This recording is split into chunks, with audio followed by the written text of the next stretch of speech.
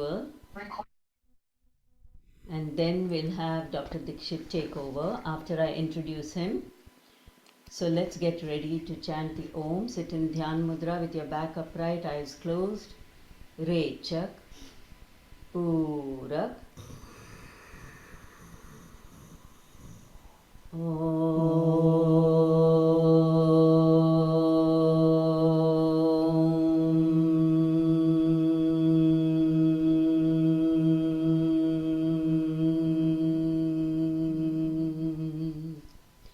Hands in Namaste for the prayer, and we'll start. Om Sahana Bhavatu Sahana Bhunaktu Sahaviryam Karavavahe Tejasvinavaditamastu ma vidvishavahe. Om Shanti Shanti Shanti.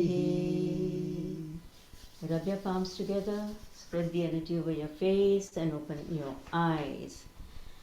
So it gives me great pleasure to introduce Dr. Dixit today. Dr. Jagannath Dixit, with 28 years of teaching experience, is working as professor and head of community medicine department at Government Medical College in Latur, Maharashtra. In 1990, he did his MD in preventive and social medicine. In 1991, he did his PG diploma in hospital administration, and in 1995, PG diploma in human resource management. He has received 3 national and 4 state level awards for his contribution in the field of health education through books, newspapers, radio, and television.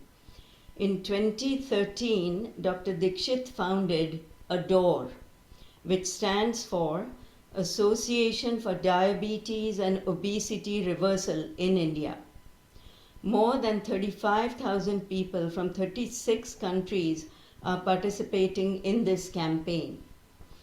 He was honored with Best Teacher Medical Faculty Award and Dr. Shardini Dahanukar Best of the Best Teachers All Faculties Award by Maharashtra University of Health Sciences in Nashik for the year 2015 and 2016. Now I welcome Dr. Dixit to address the Satches group. We are so pleased he's taken time out of his busy schedule.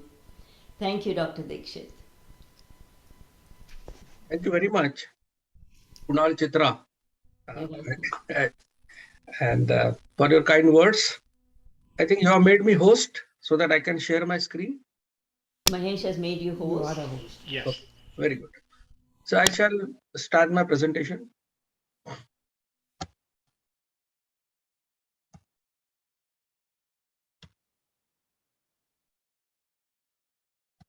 I hope you are able to see this presentation. I'm making it full screen.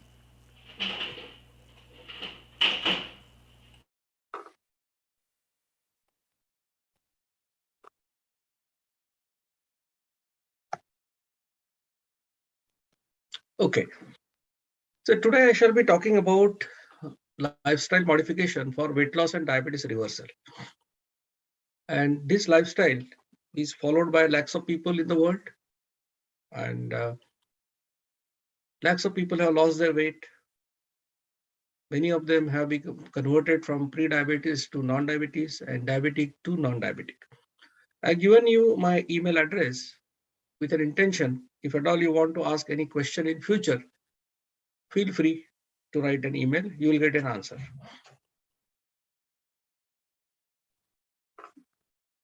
Because I am in Canada, this disclaimer is required that before you follow any lifestyle or any dietary regime, you should consult your treating doctor so that you will get the most benefits of the lifestyle.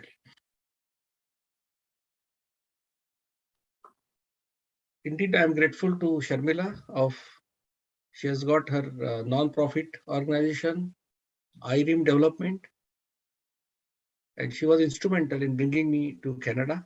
and she's helping throughout this trip to organize various lectures, either in person or through Zoom meetings.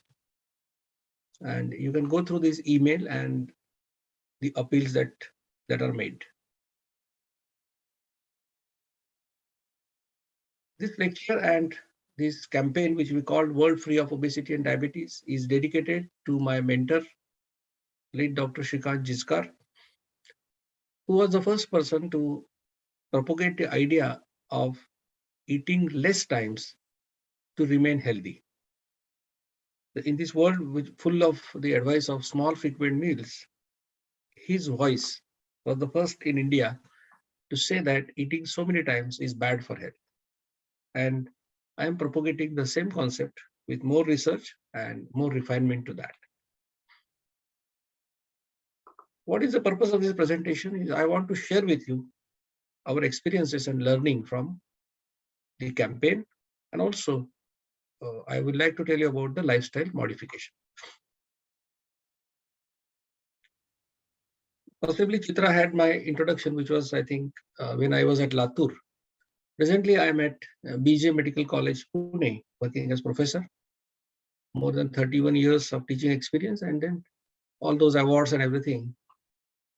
I published 2 books for medical students on biostatistics and medical research, which are referred by students all over India. I have published 55 research papers, and by the time I am presenting before you, there are 4 more published, so it becomes 59 now. I work for WHO and UNICEF as consultant.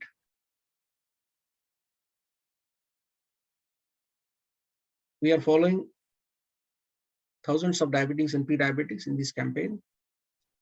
Government of Maharashtra appointed me as brand ambassador for its Fights Obesity campaign in 2018.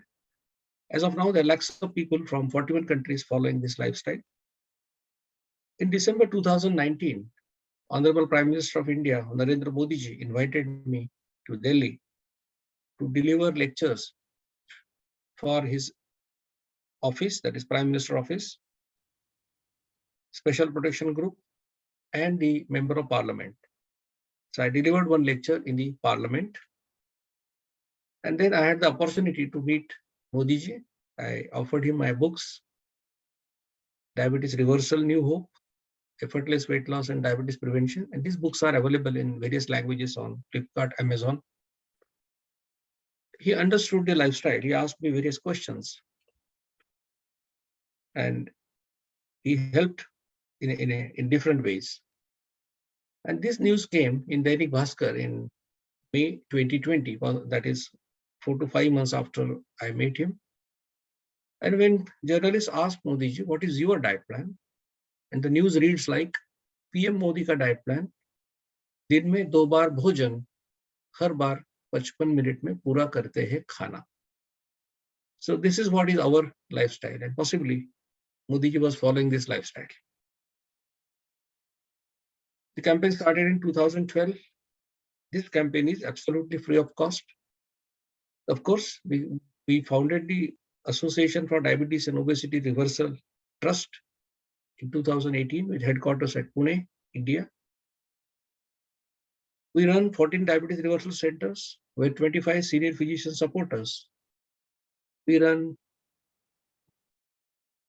20 Dr. Dixit lifestyle counseling centers where we guide the newly diagnosed diabetics, obese, and pre-diabetics. We organize free HbA1c testing camps at various places. We also conduct students awareness programs. We conduct research. As of now, we are into focused diabetes reversal programs. One of such programs is in the Somnath Giri district of Gujarat, where the collector has taken initiative to revert diabetes in 600 of his employees in 6 different blocks. We are also into diabetes reversal project at Hupri, Kolhapur, and recently at Chitare Dairy, Bhilwadi, Sangli. In July 2022, the Infosys Foundation has supported us for a 3 years project where we are going to revert diabetes in 1,000 patients each at Pune and Nagpur. So all these activities They are supported by donations of different people, and we get generous donations from people in India. So that's in short about myself and what my trust is doing. So what results we got with the lifestyle modification that I'm going to tell you. Before going to that, let me tell you about two important terms that would appear repeatedly in this presentation. One is HbA1c, and people who are diabetic must be knowing about this. It's called glycosylated hemoglobin. People also call it as A1C. It shows 3 months average blood glucose. And your doctor will advise you to do it every 3 months to monitor your progress if you are taking medicines for diabetes. Normal is up to 5.6. If you are a healthy person, it should be below 5.6. If it is 5.7 to 6.4, it is called as pre-diabetes. And if it is 6.5 or more, it is called as diabetes. The second test is fasting insulin. Understand, it is not fasting sugar. We want you to measure your hormone, that is insulin, which is a proxy indicator of insulin resistance and impending type 2 diabetes. It should be near zero in healthy person. At least it should be below 10. Above 10, we call it as pre-diabetes. These two terms would appear repeatedly, so I have explained this to you. Now, what results we got? And this is on the basis of different research articles published. And you can see all those articles by, if you just go to Google and type Dr. Dixit research papers. We got a weight loss about 6.8 kg on an average with a range of 3 to 45 kg. I always say that this is not a lecture where you get only information or knowledge. This is a life-changing experience. And lakhs of people have changed their lives by following this lifestyle. Today, if you understand what I'm telling you, the logic behind it, I'm sure your life also will change. Understand, if somebody is 120 kg and loses 50 kg weight or 60 kg weight, his life will change. The second advantage we got, benefit we got of this lifestyle was you lose your tummy. How much? 3.5 centimeters in 6 months on an average. The range is 1 to 10 centimeters. And this paper got published. How it prevents diabetes? I told you that fasting insulin is a proxy indicator of insulin resistance and impending type 2 diabetes. So this is a case report of a lady Ayurvedic doctor, 48 years old. She came to me when her her fasting insulin was 24.4. She followed the lifestyle for a year, and then her fasting insulin reduced to 5.4. She also lost 6 kg weight. But what does this mean? It means her body was requiring 24.4 units of insulin to function. And now she can do with only 5.4 units. It means her body has become sensitive to insulin. Insulin resistance has gone down. And if at all she was going to get diabetes, it is getting postponed. Can it prevent pre-diabetes? This is a research which was conducted by myself and one diabetologist from our area, Dr. Indurkar. And this is the research article, which is the most read research article published by me. We took 48 people with HbA1c 5.7 to 6.4. They were in pre-diabetic range. We told them no medicine, only eat 2 times in a day and walk 4.5 kilometers every day. And the results, after 3 months, all of them became non-diabetic. Can it revert diabetes? The story of Professor Sham from Latur. He got diabetes on 1st January 2017. HbA1c 10.1. You know, the upper limit of normal is 5.6. He was 10.1. His weight 86.5 kg. Waist 42 inches. Fasting blood sugars 213, 283. So of course, he was a frank diabetic. He went to the diabetologist, and as per their guidelines, he was recommended metformin plus glimepiride 2 times in a day. He approached me and asked, can I follow this? I said, see, this is science. If you follow it sincerely, it is going to benefit you. But you should be determined to follow it. Because any lifestyle, to follow it, you require some determination. And Professor Sham followed very sincerely. And look what happened after 7.5 months. On 16th August 2017, HbA1c reduced to 5.3. He lost 14 kg, 6 inches from the belly. Sugars 87, 120. Absolutely normal. So Professor Lenway became non-diabetic in a period of 7.5 months without taking a single medicine and without spending a single rupee. And the story doesn't end there.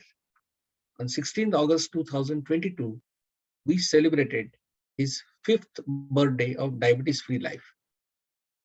Now, I am telling you this to emphasize the fact that this lifestyle is sustainable, doable. If Professor Sham can do it for 5 years, I can do it for 10 years, you also can do it. So there is nothing strange about it. It's very easy to follow. I'm just showing you some of the pictures. You can just read.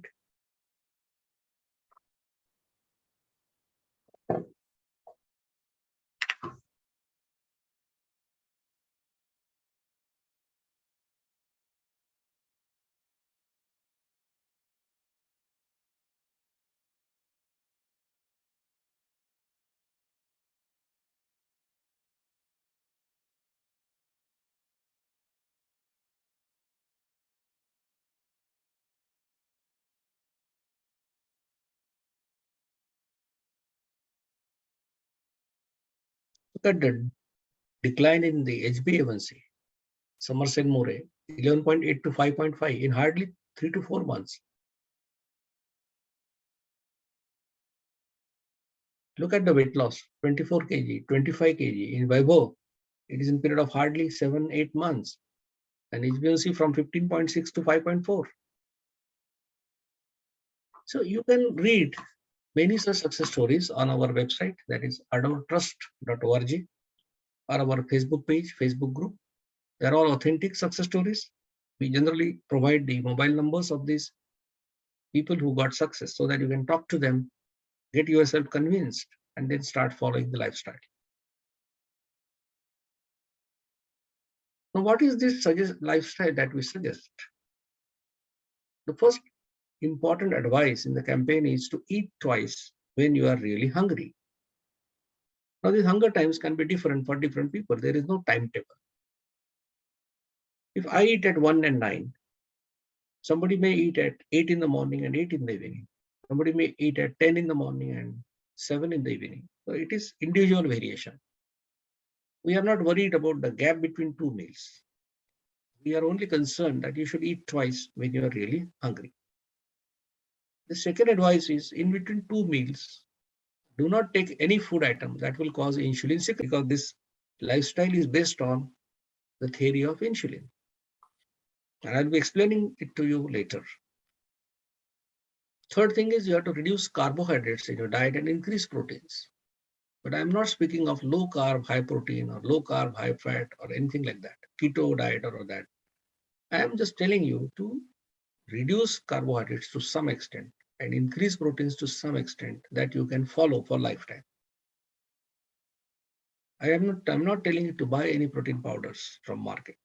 You should get everything from your food that you consume.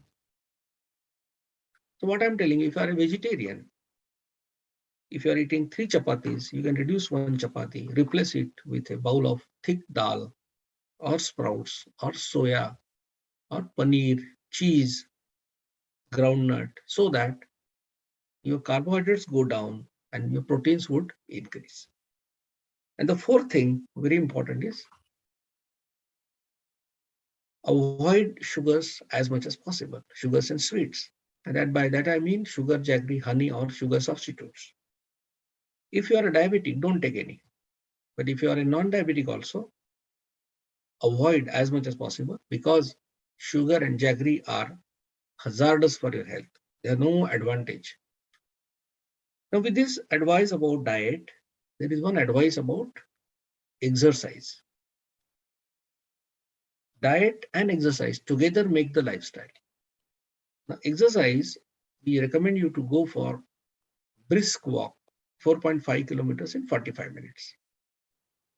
If you cycle, it can be 15 kilometers cycling. If you swim, you should swim for 45 minutes. You can go for a Zumba dance or something like that. Any cardio exercise where your heart rate would increase. Do it for 45 minutes at a stretch. So this is the simple lifestyle that is suggested. Now, before I go ahead, let me tell you that this lifestyle is not to be followed by three types of people. The first category is children below 18 years of age. These children do not require this lifestyle. But you know that childhood obesity is a growing concern. So we started a program for the children from 13 years to 18 years, and we call it as Students Awareness Program. And in this program, we are giving 4 advices to the children. First, eat 4 times in a day. Now, adults would eat 2 times, but children would eat 4 times in a day when you are really hungry. Second, reduce sweets as much as possible. Third, never touch a cold drink, because a cold drink has got 11 grams of sugar every 100 ml. And the last important advice we give is stop playing football on your mobile. Go to the ground and play for an hour. So this is for the children. So children below 18 years should not follow this lifestyle. Second category is pregnant and lactating women. Till the baby becomes 9 months old, they should not follow. And the third category is the patients of type 1 diabetes. What does that mean? Diabetes of 2 types, type 1 and type 2. Some of you must be having diabetes, but you got diabetes at the age of 40, 50, 60 years. That is what we call it as type 2 diabetes or maturity onset diabetes. But there are some children who get diagnosed to have diabetes at the age of 10, 12, 13, 14 years. And in this case, the pancreas won't produce any insulin. And so the doctor will tell the parents that the child has to take insulin injections throughout their life. This is called as type 1. So fortunately, the proportion of type 1 in total diabetes is hardly 3 to 4%. So this type 1 diabetes should not follow. Type 2 diabetics should definitely follow after reading the disclaimer, after contacting their treating doctor, and then sending reports and prescription to my coordinators, which numbers I'm going to give at the end. If you follow the protocol, you will definitely benefit. Now, why I call this, people call it Dixit diet, I call it Dixit lifestyle. Why? Because it is free of cost. It doesn't require doctor or expert. You don't have to come to me again if you understand the logic behind it. You don't have to buy any machine or equipment. You don't have to buy any nutritional supplement. And most important is you can follow it happily throughout your lifetime. That's why it is a lifestyle. Understand, no diet will help. No diet will succeed for a longer time. Only lifestyle can succeed. Now, whatever I'm telling you, is there any support? Ayurveda says, do kal gunjit. It means eat twice when you are hungry. In Vedas, it is mentioned, if you eat twice, you get the punya of fasting. Jainism, there is a concept called Vyasana. What is Vyasana? Be'asan. Be'asan is sit twice and eat twice. Gautam Buddha told to his followers that if you want to be healthy, skip the dinner, eat only once, because he was a yogi. In Mahabharata, it is written, the one who eats once will get health. If you eat twice, you get strength. If you eat thrice, you get disease. And if you eat 4 times, you will definitely die. And what is advised by our friends is very popular. This saying is in all languages in India. They say, if you eat once, you are a yogi. If you eat twice, you are a bhogi. And if you eat thrice, you are a rogi. Everybody knows it. Still, people eat multiple times. So if by eating thrice you become rogi, by eating 10 times you become maharogi. That is what is happening. This is old now. Let me tell you something new. This is a study by Dr. Matson.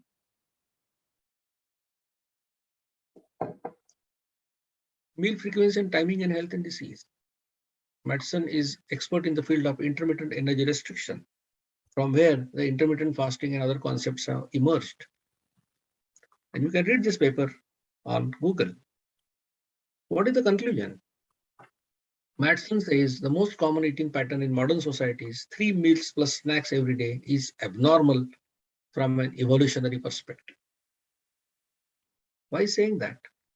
Because when human beings came on earth, we were living in jungles. And we lived in jungles for 6 lakh years. For last 10,000 years, we are out of jungle. And only 6,000 years we know farming, agriculture. So when we were in jungle, how were we eating? Like any other animal, we're killing animal and eating. We are not knowing anything else. To kill animal, you have to run. Not only run, but run faster than that animal. And even after killing the animal, you should be lucky enough. Otherwise, a tiger or lion may follow you and you have to run away. And if that is the situation of your eating pattern every day, can you have the luxury of a bed tea and a breakfast and a lunch and a dinner and a brunch and supper and all that? It was impossible. Getting food was difficult. People used to die because of starvation. So human bodies and cells are designed for starvation and not for overeating. That's why if you look at people who die because of starvation today, you find 100 times more people die because of overeating and wrong eating. And that's why medicine is saying eating so many times is abnormal from evolutionary perspective. In 2016, a Japanese scientist was awarded the Nobel Prize for the concept of autophagy. Now, what is this autophagy? He said, if you fast, your normal cells would kill the cancer cells. So what I'm telling you, to eat twice, I eat at 1 and 9, so my gap is 16 hours. Somebody eats at 8 and 8 in the evening, this gap is 12 hours. Automatic fasting happens. So the simple lifestyle that I'm suggesting you is not only supported by Ayurveda, Veda, and all our religions and traditions and saints, but is also supported by modern medicine. And from heart of heart, you also know that eating so many times is bad for you. Only it is the matter of realization that you're doing something wrong. And let it be this day of enlightenment that you will start following this lifestyle and walk towards the road of health. Now, the world is full of lifestyles and diet plans, and they sell you different things. But the lifestyle that I'm suggesting you will give you 4 objective improvements. And the meaning of objective is you can demonstrate it. You can show others that yes, it happened. You will reduce weight. How much? 6.8 kg on an average in 6 months. Lose your tummy. How much? 3.5 centimeters in 6 months on an average. Your HbA1c will go down and your fasting insulin will go down. And if these 4 things happen because of any lifestyle, any diet plan, no doctor on earth can say it is bad for health. They have to accept it is good for health. So I am asking 3 months from your 100 years of life. Follow this lifestyle for 3 months, measure these parameters before and after, see the change. If you get the benefit on all these 4 parameters, then trust your own experience and make it a lifestyle. Now, coming to the important aspect of this lecture. If you understand this logic, the theory behind this lifestyle, I think it will be very easy for you to follow it and also convince others that how these effects happen. So the theory is when insulin level in your body increases, you become obese, you develop insulin resistance, and then type 2 diabetes. The insulin is a hormone that is produced in a gland called pancreas in your body. This insulin is produced in 2 different ways in your body. One is called as baseline secretion. which is about 18 to 32 units per 24 hours. Now, what is the peculiarity of this baseline secretion? It is involuntary in nature. Means you don't have any control over it. It is going to happen. It is necessary for your survival. The second way in which insulin is secreted is every time you eat, you will secrete insulin. Now, the expectation is out of the total insulin that you require, 50% should come through baseline method and 50% by your eating episodes. So 18 to 32 units baseline, 18 to 32 units by your eating episodes. Now, the insulin that you secrete because of your eating episodes, it has three peculiarities. One, every time you eat, you will secrete a particular amount of insulin. And this particular amount is different for different people. One may secrete 5 units, other may secrete 10 units, third may secrete 15 units. The second peculiarity is a person who secretes 5 units of insulin by eating one apple will secrete more or less the same amount of insulin by eating 2 apples or 3 apples. So it is independent of the quantity of food you consumed. The third peculiarity of the secretion is once your pancreas secrete insulin and get exhausted, they have to wait for 55 minutes to synthesize insulin again. What does that mean?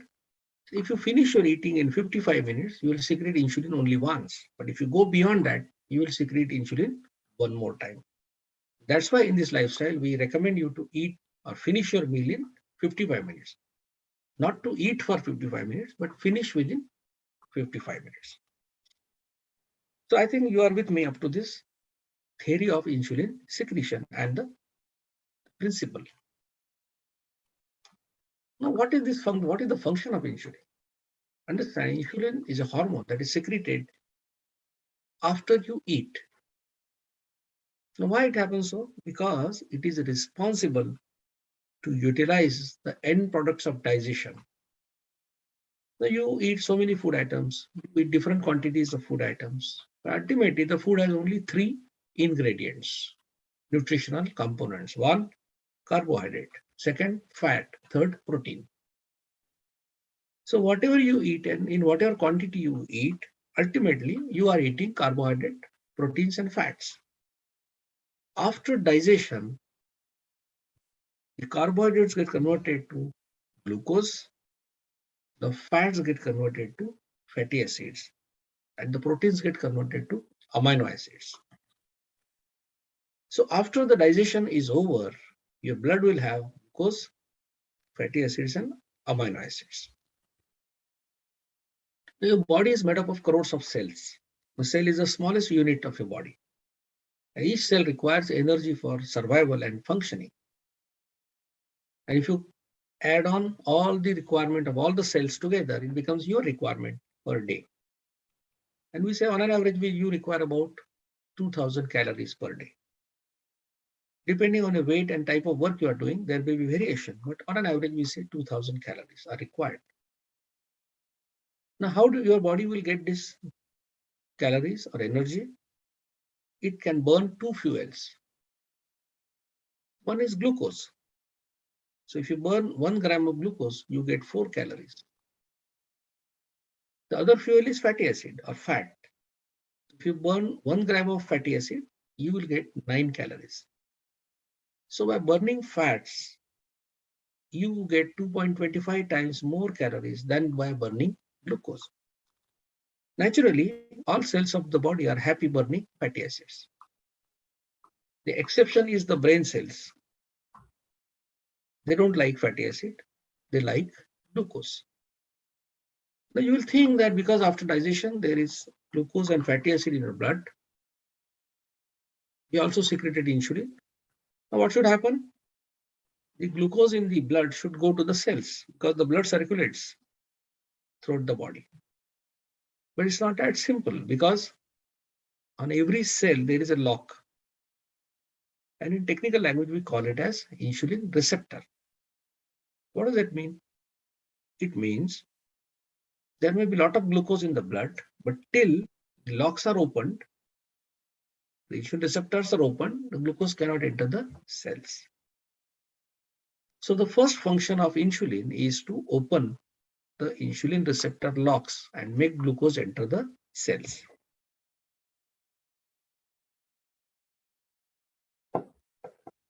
Now the glucose will enter the cells.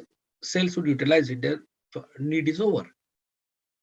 But you have got more glucose in the blood because you have consumed all carbohydrates, chapati, dal, rice, everything, all carbohydrates. So there is flood of glucose in your blood after you eat, after you digest. Now the first function of insulin is over. It has made the glucose enter the cells. Cells have utilized it. Their need is over. But still there is more glucose. Now that extra glucose is converted into a substance called glycogen by the effect of insulin. So it is the insulin that converts extra glucose into glycogen and stores that in your liver. And because it is to be stored in the liver, there is a limit how much it can store.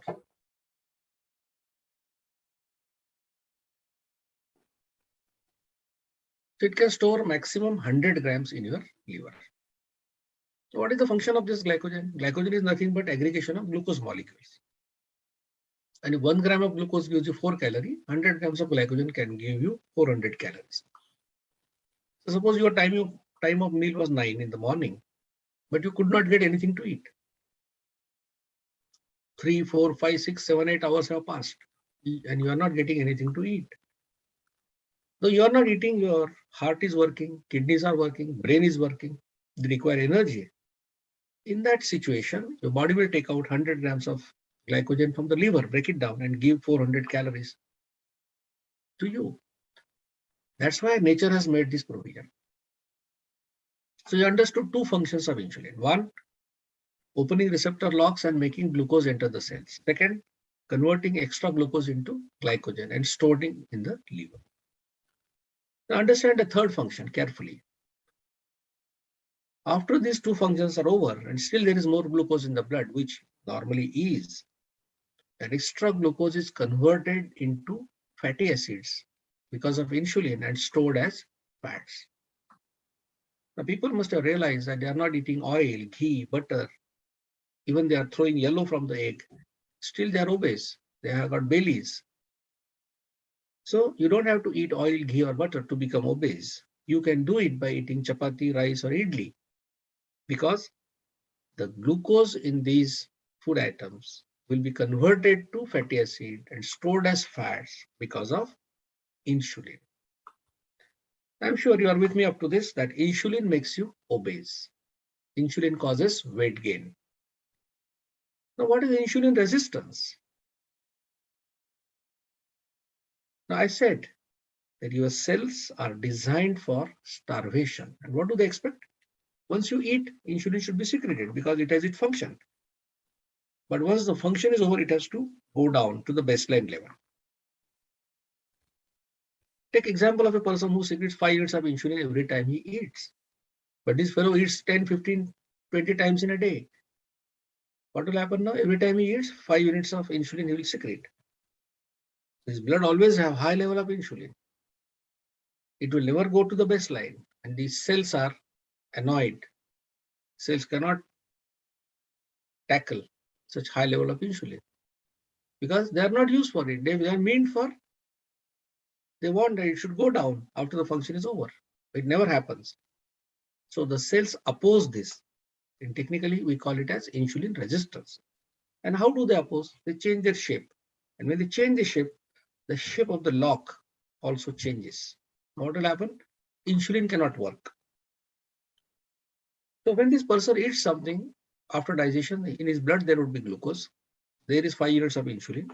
But because the locks are damaged now, glucose cannot enter the cells. There is starvation of the cells. Message goes to the brain that now we are not getting any food. And the brain thinks that now it seems 5 units is not sufficient. Let's make it 10 units. So the person who was secreting 5 units of insulin every day, every time he eats, he will go on secreting 10 units of insulin. Because there is more insulin, some glucose will start entering the cells, and this will happen for 2-3 months. Again, more cells and more locks would get damaged. Resistance would increase. Brain again will make insulin secretion to 15 units, then 20, then 25, then 30, and like that. And then a stage comes where your blood has a lot of glucose, lot of insulin, but the resistance is so much so that glucose cannot enter the cells. It is trapped in the bloodstream and passed through the urine. And because there is so much glucose in the blood, the body cannot use the second fuel, that is fatty acid. You understand that 2 fuels which it could use for energy is not available now. Then it resorts to the third fuel, which it never uses for energy purpose, and that is proteins or amino acids. So what does it do? It will break down your muscles, take the proteins or amino acids from it, and produce energy. This is the last resort for the body. You lose then muscles, you lose weight, go to the doctor, your fasting sugar is 300, post-lunch is 400, and you are liable to have type 2 diabetes. So you must have understood that putting on weight, insulin resistance, and type 2 diabetes are the milestones on the same highway. And the cause behind it is raised level of insulin. Now just look at your lifestyle. How many times you secrete insulin?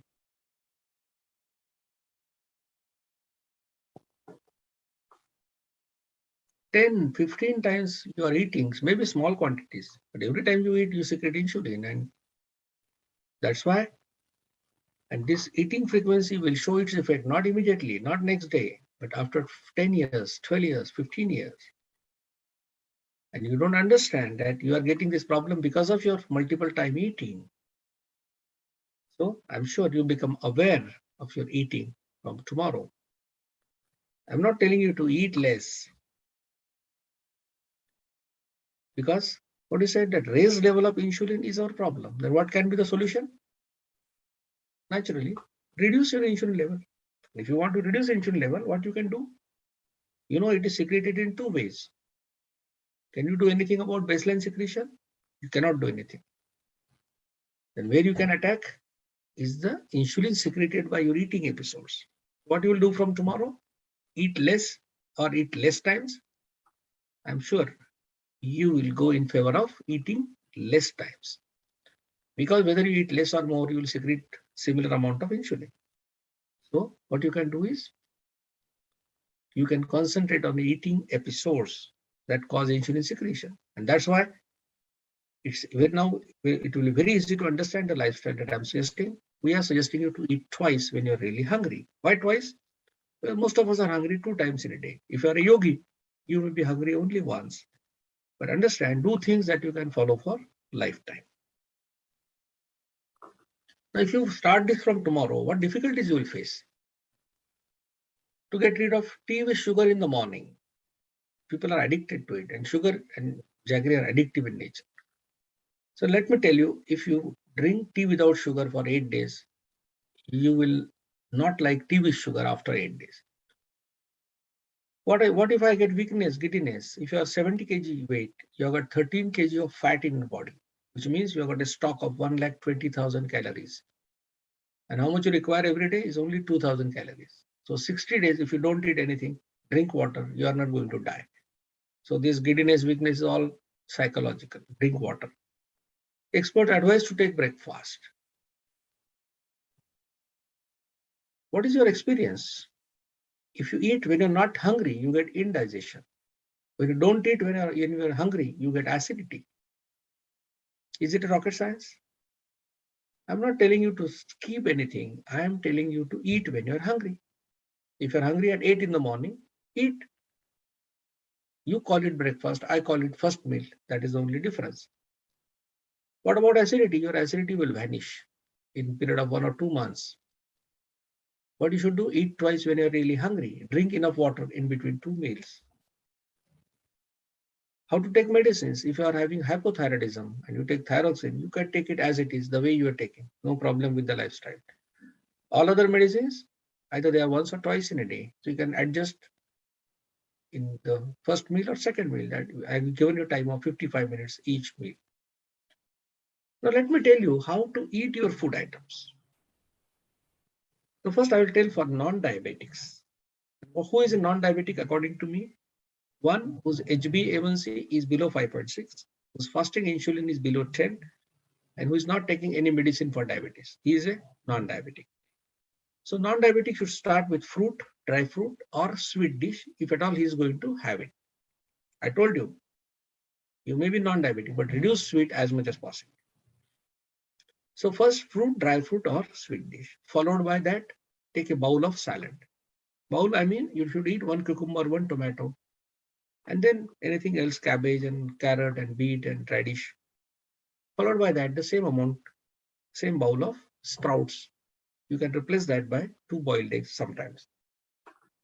The sprouts can be raw or they can be cooked, the way you can digest it. Now, once you finish these 3 food items in the given sequence, you can eat whatever is cooked at home. Never start your meal with rice and chapati. Veg, non-veg, you can eat anything that is cooked. So that's the way. You can take milk also if you want. That's the way you have to eat. In between 2 meals, if you are hungry, what you can take? Because you are a non-diabetic, you can take water, you can take thin homemade buttermilk. Take 2 spoons of curd and make 200 ml of buttermilk.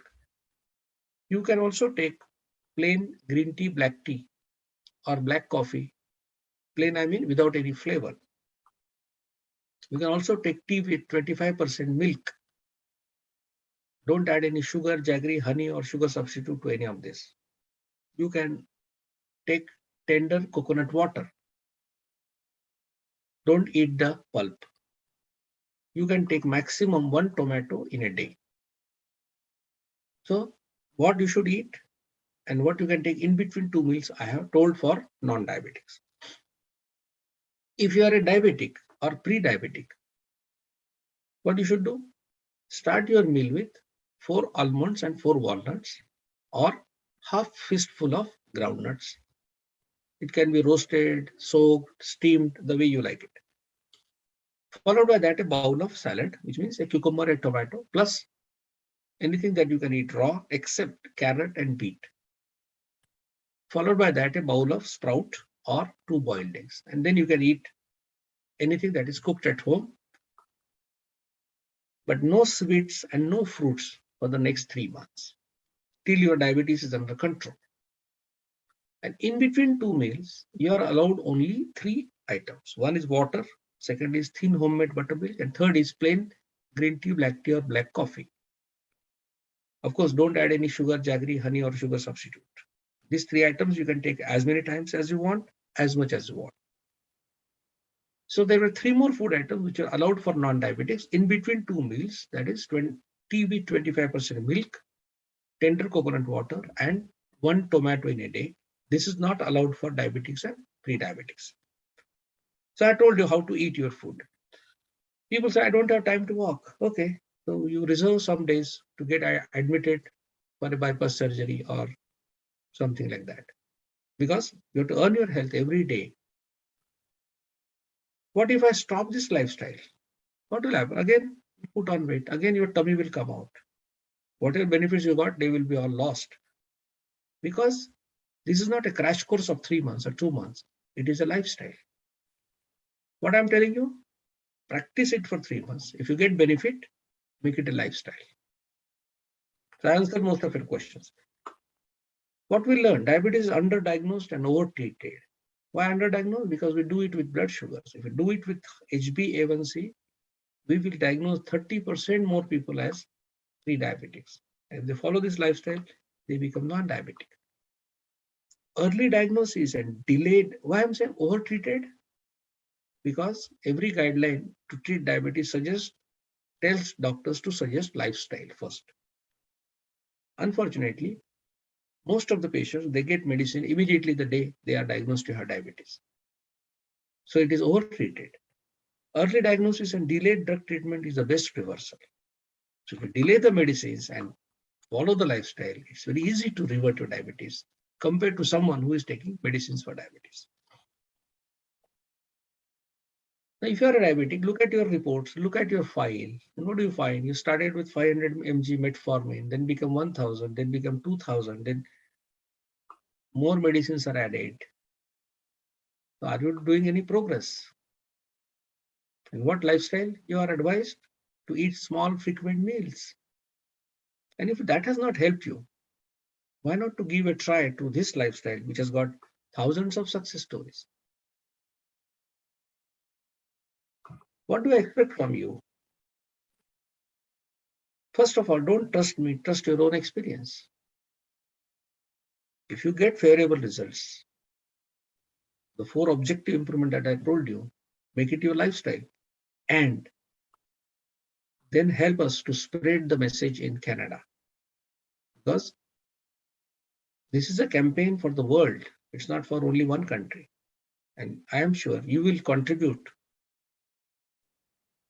your bit in this campaign.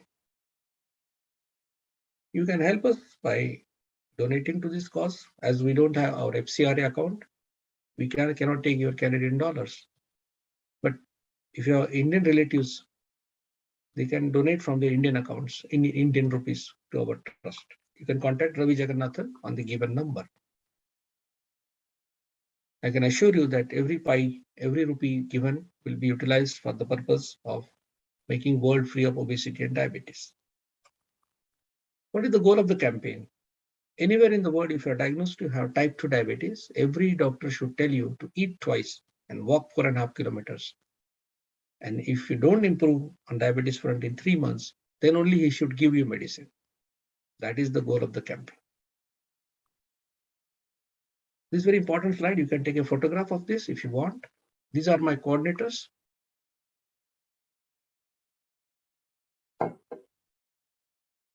If you want to join the campaign, you can send a WhatsApp message to any one of them. And they will guide you. They will ask for reports, prescription, and then they will guide you. In Canada also, we wish to have WhatsApp groups of people from Canada who are following this lifestyle so that we can generate some evidence for Canadian people. We can publish some research also, and it will be a support group so that we can help each other to follow this lifestyle sincerely. Again, I'm showing the flyer of IRIM development, and there is a lecture. There was a lecture earlier. Again, I'm showing this disclaimer for your ready reference. And thank you very much for your patient listening. If you've got any questions, I'll be happy to answer.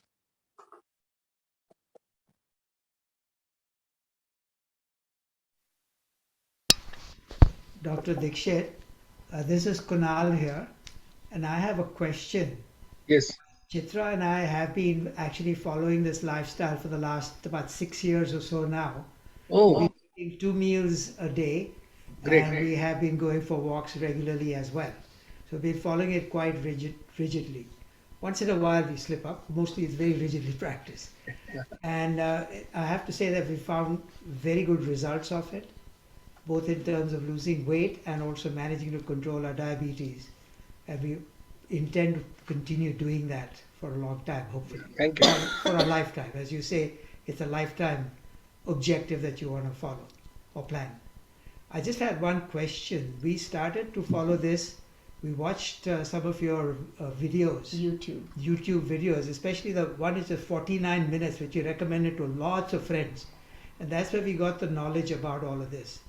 And thank you very much for doing what you've done today. We really appreciate it because it helps to reinforce what we have learned from you earlier. Really helps tremendously. But the one question I had was, as I recall from the videos that we watched, you had suggested that eating 2 meals, of course, is very much there, but you indicated that you should eat those 2 meals within a 9-hour period. Today you did not say that. You said 2 meals, doesn't matter what the time interval is in between. But that time you had said 9 hours. Is there a reason for that difference? Actually, I think you are mistaken. But I never said in any of my lecture that there should be a fixed gap. I said, as far as possible, keep the timings fixed once you decide your hunger times. Okay. So I never said that it should be 9 hours or 8 hours. I never said that. I said eat twice when you are really hungry. Okay. This time can be different for different people. So I Okay. think, But would you say that once you decide that we're going to do it for, say, 10 hours, you should consistently do it for 10 yeah. hours? So, yeah, the reason behind it is there are people who get acidity if they change the time. Okay. So that's the reason they should keep the time fixed. But there are some people who don't get acidity. So in their case, if they change the time also, it doesn't matter. Eating twice is more important than keeping times. Okay. What we tend to do is we do have a schedule in mind, but very often because of various commitments or socializing or whatever, we need to vary it. So it varies that time, but we definitely eat 2 meals a day. We don't go beyond that. We might have a cup of tea in between or something, but that's pretty much it. There is no problem. If you don't get acidity, there's some variation in timing, doesn't matter. Okay. Thank you very much. Thank Really you. appreciate it. Dr. Dixit, I have a question. I'm Sandhya here. Yeah. You only talked about the frequency of taking our meals and the exercise. You did not say anything about the quality of food that we eat. I mean, generally we think rice is bad for a diabetic.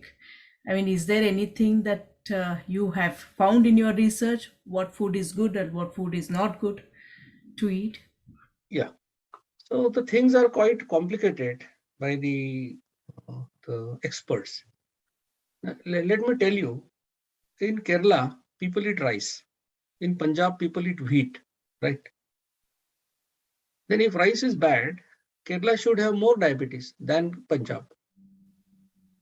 But what is the reality? That in India, we have got 8.7% people having diabetes above the age of 20 years. And the prevalence is almost same in Punjab and Kerala.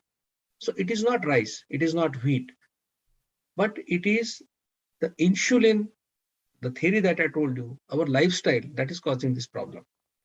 So quality of food. Now this is a campaign. So I cannot talk much about glycemic index and glycemic load and all those complicated matters. I have given a sequence of food items which you can follow.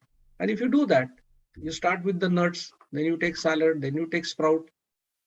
So you don't have to bother about glycemic index and glycemic load and the minerals and vitamins and fibers and all that. You get everything.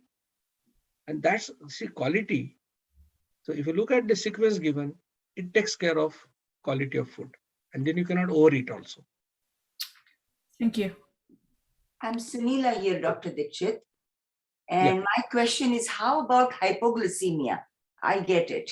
Yeah. And it really is dangerous situation I get into. So how Correct. do you control that? Thank you. So in this campaign, what we understand, what we learned is hypoglycemia is an opportunity to reduce the dose of diabetes medicine. And this is a real paradigm shift in the treatment of type 2 diabetes.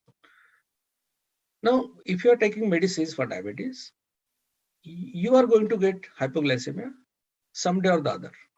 I And don't take it. if you don't take medicine, you should not get hypoglycemia. But I feel jittery if I don't eat. No, have you measured your blood sugar at that time? And then it's very low, 4.3 or something like that. No. What is your normal range? What is the normal range?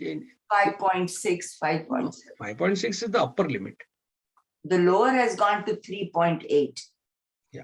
So what happens is hypoglycemia is a rare thing. It doesn't happen in people who don't take medicines for diabetes. Can it be caused by other medicine? To get that giddiness and other things can be because of hypotension, blood pressure going down. So that may be another reason for that. So you have to find out. It cannot be hypoglycemia. Thank you. Can it be side effect of several medications that one takes? It is possible. It is possible. I don't know which medicines you are taking, but it is possible. Candesaritin, is it? I'm a part of a research. I'm in London, Ontario, and I've had a bypass. So Heart and Stroke Foundation has put me on lots of medicine. Okay. And maybe I should look into it and find out if one of the medicines is causing it. Yeah. Thank you. Dr. Dixit, my name is Mrs. Nair. I've just been diagnosed with a parathyroid or something like that, a small gland apparently just behind the thyroid. Now, what happened was I had some problems with some kind of spine issues, and the doctor, I was taking acupuncture, and he gave me a liquid called TH1 activator. It is a byproduct of curcumin and other Ayurvedic things.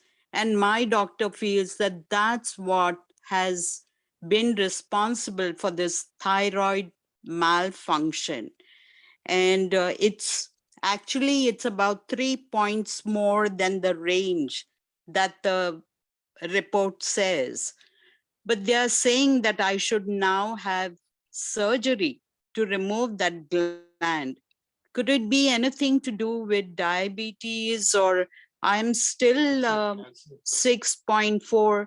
Also, what the doctor is saying, surplus of calcium, and I'm not taking any calcium for years.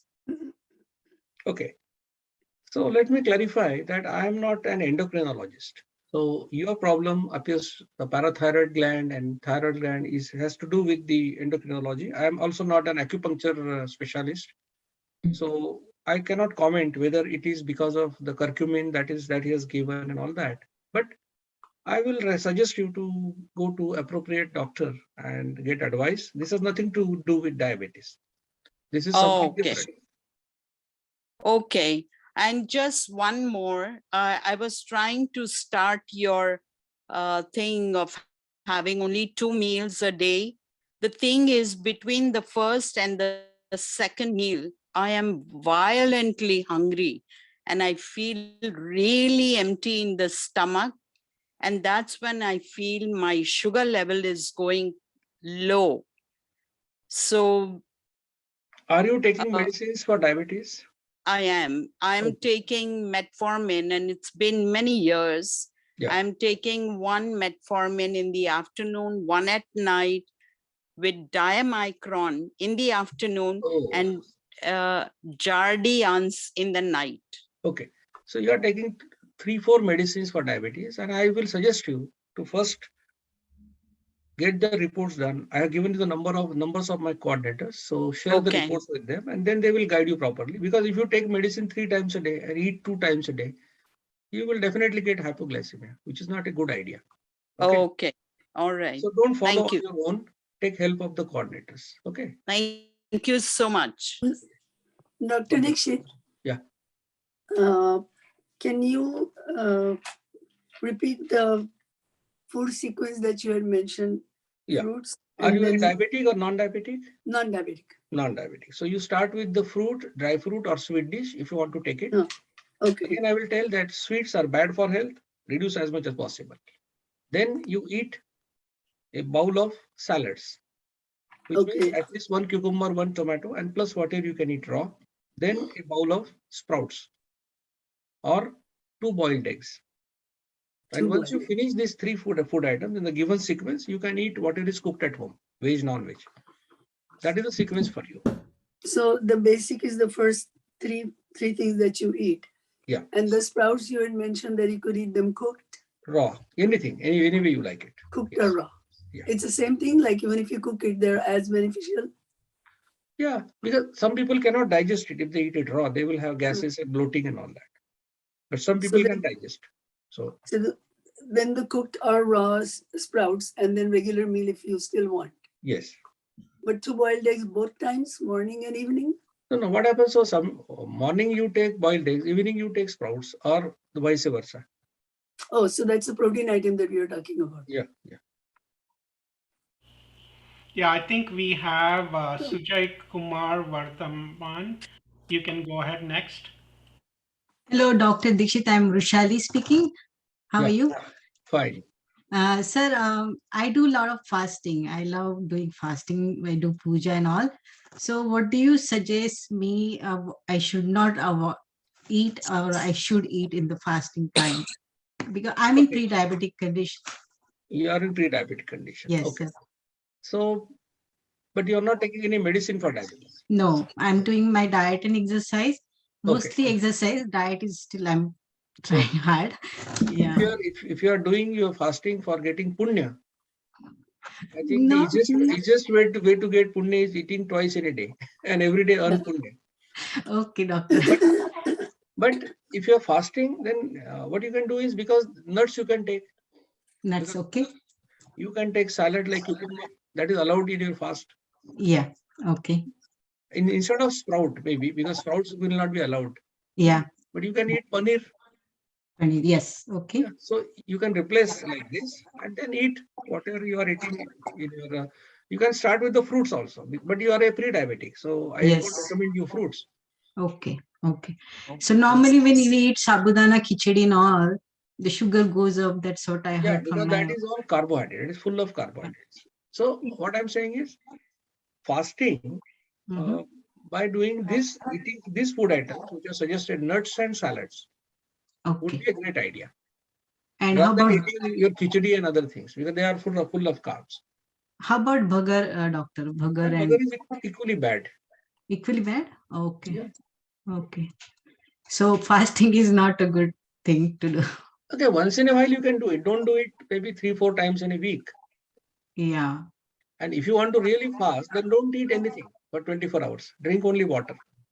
Yeah. That So is for the best process. Navratri, I did like 3 days continuous fasting. First days, 2 days, I ate a little. Third day, I was not feeling hungry at all. My tummy was not exist at all. Means there's no. I Yeah, was that worried happens. that. That Yeah. happens. Most of us feel that if you don't eat, you will feel a lot of hunger. But actually it goes down. Oh yeah. Okay. So it's good sometimes. Yeah. Dr. Dixit, I have a good suggestion about fasting. This is Sharmila. I'm Sharmila. Yeah. What I do with my Shravan month fasting and Navratri fasting and any other fasting in between, I eat vegetables like salads and all, because our Rishi Muni, the saints, they in the jungle, they were eating only kanda mura and all those things.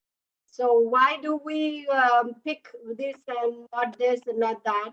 So I try to eat all the vegetables except grains. I don't eat grains. So you don't end up getting high cholesterol by eating too many nuts to catch up the proteins and all those things. And you have a good healthy diet. So that's what I do. Bowl full of salad for my Navratri fast and all this, or smoothie. If you don't have time to eat salad, I just make smoothie with kale. And I don't know if the fruits for diabetes is allowed, so I don't usually eat fruits. But once in a while, after asking doctor, I eat jackfruits pieces once in a while. Dr. Dixit, Just to my name is Alina Ganikar. I have a question about tofu. Is tofu safe to eat? Leena ji, 1 second. Leena ji, Okay. 1 second. There are people in line who have raised their hands, so we'll go one by one and we'll come to you. Okay. Okay, thank you. Next is Diana Young. Please unmute yourself.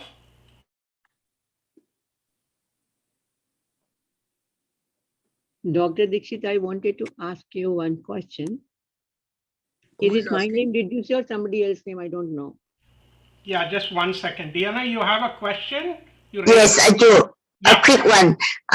We Chinese eat a lot of rice, but I don't eat white rice. I eat, those either brown rice or red rice. Like Would you close your door? Is it better than white rice, right? Okay. First of all, rice and bread, which is better? Okay. So there is a difference in the glycemic index of the polished rice and the brown rice. So in that glycemic index context, the brown rice is better than your polished rice, white rice. Yeah. But The red rice is not polished. It's with the skin red. right. So, but the thing is, if Mm-hmm. throughout your life you are used to eat rice which is polished, Mm-hmm. and suddenly you change to something that is that the taste you may not like. No, I like red rice. So if you like the brown rice, it's a good idea to eat that. But follow the sequence that I've given in your meals. Okay. Never start with rice, your meal. Oh, do not start with rice. Okay. Never start with rice. Start with the nuts, salads, sprouts, and then other. Oh, okay. When you say sprouts, it's raw, isn't it? Like sprouts is raw. The sprouts, as I said, you can eat raw or you can eat it cooked, the way you like it and digest Oh, it. okay. Are you sharing some of your looks? I mean, I can't remember everything. Are you sharing your valuable information with us? Actually, this lecture is recorded, and I think Kunal and Chitra would be sharing it with you, all of you. Yeah, we will be. Thank you. Thank you. Yeah, thank you. Next is Agalia. Agalia, unmute yourself. Thank you, Kunalji, and namaste, Dr. Dixit. Namaste. I'm Agalia, and I have been diagnosed with ulcer 2 years ago. I had a lot of antibiotics and things like that. It didn't help, it worsened. And then I do have experience is a hyperacidity once in a while. So I would like to definitely follow this 2 meals a day, but I would like to know if there would be any concern for aggravating the ulcer, or is there any things that I need to look out for? Okay. Now, regarding your ulcer, if the ulcer is still active and you are taking medicines for that, is it No, so? I'm not taking any medicine now. Now you are cured of that? I don't think so, because I still have those symptoms now and then. No. So I don't think you should follow this, because if it is likely that because still you are having the problem of acidity, yeah, despite the ulcer being treated, it is likely that it may aggravate your condition. Oh. But you can try to reduce the eating frequency. Maybe instead of eating 7-8 times, if you can reduce it to 3 to 4 times, that also is going to help you. If not 100%, 50%. Okay, thank you. Okay. So we have Leena and Padma to ask the last questions. And after that, you guys can email Dr. G and get answers, okay? So Leena G, you can unmute yourself. Thank you. 2 questions. In the first meal you had mentioned we could start with nuts. First meal also. So both of the meals you're suggesting nuts, then fruit, dry fruit, and sprouts and other. Now the other question was about tofu. How safe is it to eat tofu for the protein? So I think the first question was not a question. It was, I just want confirmation. Yeah. So the same pattern in both the meals. If you are not very hungry in the night, you can reduce every item proportionately. Okay. And about the tofu, now what happens is soybean, because tofu is made up of soybean, that it has a lot of proteins. So that's a very good thing in vegetarians to get the protein. But there are certain disease conditions in which they say that soya is not good for you. So if your doctor has recommended you not to take soya, okay, then you don't take it. But if it is not so, you can take it. There's no problem. Okay, thank you.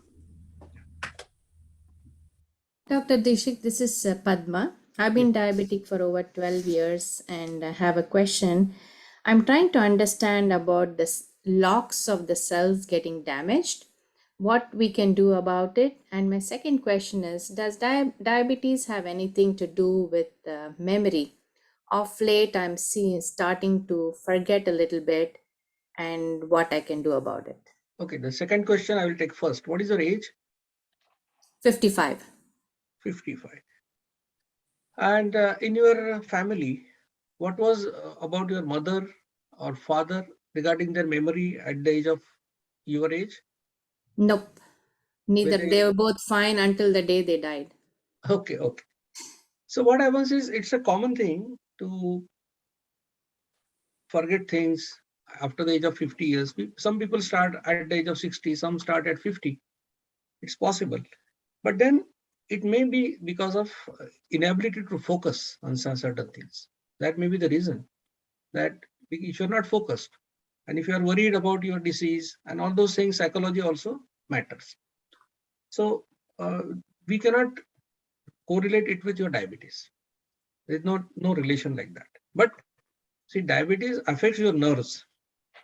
If there is a peripheral neuropathy, it may damage your nerves, and the nerves, they will have effect like that. Now, the first thing you asked was about your diabetes, which is of 12 years. And can you repeat that question? I'm trying to understand what The locks. locks, Okay. cells being locked and damaged. Okay. So I have tried to simplify it. It is the insulin which will be instrumental in opening the receptor locks. It enters. First insulin will enter and then glucose will enter. So what happens is, the way insulin resistance develops, the cause is raise develop insulin. When you eat twice, your insulin levels would go down.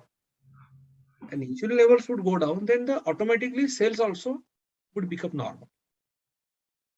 So you don't have to do anything else to improve or repair the damaged locks.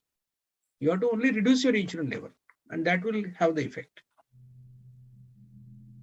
All right. And eating twice a day will help in that. lead me to that. Yes, definitely. Thank you so much. Thank you. Thank you, doctor. There's one question in the chat. What about drinking milk? Yeah. So if you understand one thing, that except mother's milk, no other milk is necessary nutritionally for a human being. But if you are used to drink milk, you can take it. There is no restriction in this lifestyle. You can take it. You can have rice and milk. You can have chapati and milk. You can drink only milk. There's no problem. But follow the sequence that I have given you. Nuts, salads, sprouts, and then other things. But would you advise fat-full milk or fat-free milk? Because there are a lot of situations in that, like skim milk is not good at all. Okay, so fat-free milk.